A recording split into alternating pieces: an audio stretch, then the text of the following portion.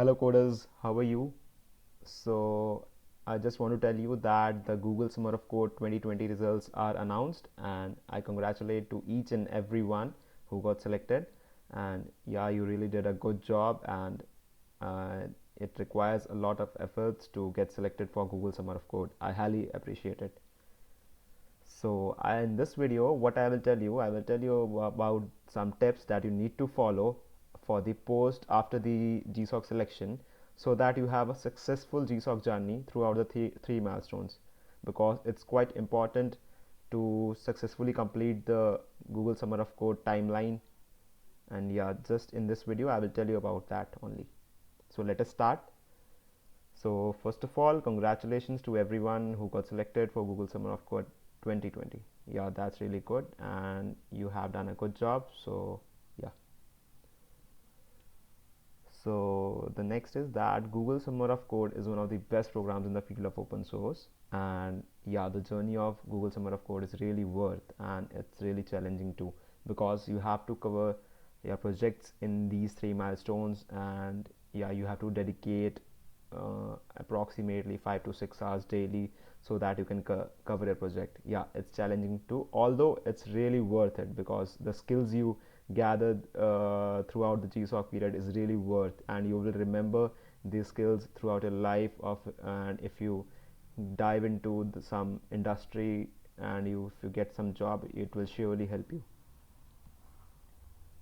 So next, like, who am I am Anubhav Sinha, and I was a Google Summer of Code student in 2019 under the OP organization.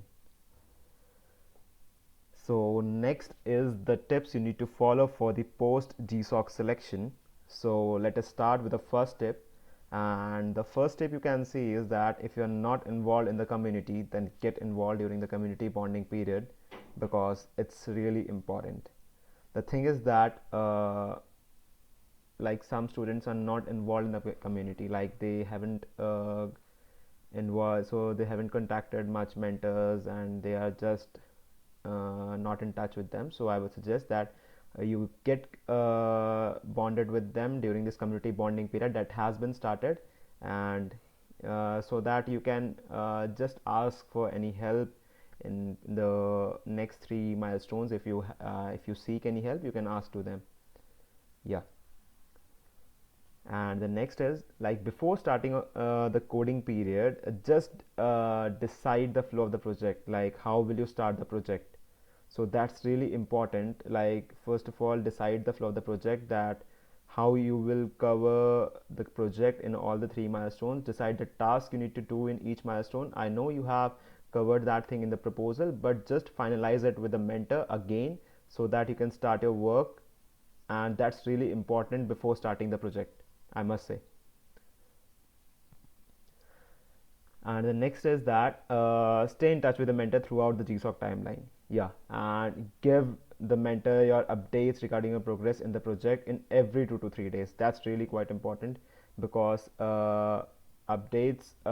because giving updates in every 2 to 3 days will leave a good impression of you, and it will surely help you, because mentor also want that you should give him slash her updates regarding what you are doing throughout the GSOC timeline. And if you, like, lose contact with the mentor, that will really create a bad impression of you. So let's move next. And the next is that you need to create a document and log a progress in the doc. So it means that just create a document, and you can create it on Google Doc. That's really easy to create a document on Google Doc, and just share it with your mentor, and just create the daily logs, like what you did today and what task you covered today. And yeah, try to be precise. Don't do like, I created this file, I created this file. Try to be precise, like, I implemented this function and this thing will do this. Yeah, try to be precise.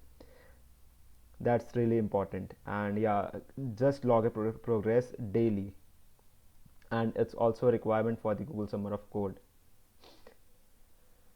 And the next is meet with a mentor once or twice a week at least. Yeah, So you can do meetings with your mentor once or twice a week as per the mentor's convenience. You can use Google Meets, Google Hangout, Zoom, anything, and try to listen to the mentor what he thinks about your progress and his opinions regarding the project too, because his opinions really matters, because he's a mentor and he really knows much more than you.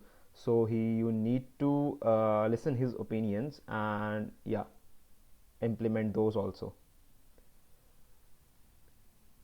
The next is that you need to spend at least 5 to 6 hours daily on a project. Yeah, and try to complete the milestone task that you have assigned before the deadline.